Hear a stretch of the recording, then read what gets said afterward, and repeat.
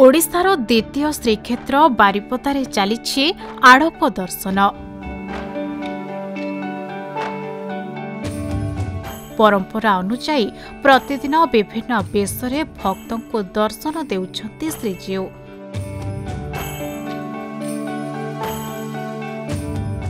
सुंदर आलोकमाला सज्जित होइछि माउसीमा मंदिर।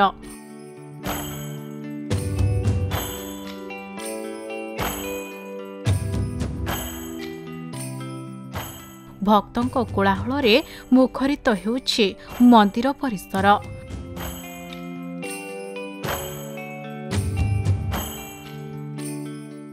संध्यारे रुद्रकाली बेशरे दर्शन देइछन्ति चतुर्थामूर्ति। एही बेश संपर्क में जहाँ जना जाए श्री जगन्नाथ हेउछन्ति विष्णु तत्व, देवी सुभद्रा ब्रह्मा तत्व और बलराम शिव तत्व।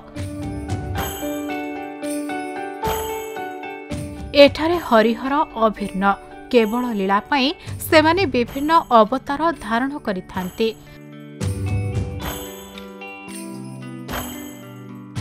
आजिर बेश देखिबाकू नाही नथिबा भिड़ परिलक्षित होइथिला।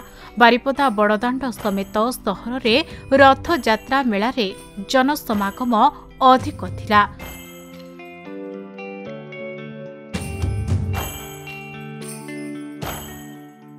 रुद्रकाली बेशरे दियों को दर्शन करी भक्त माने भाव विह्वल होई पड़ुथबा देखिबाकू मिलिथिला।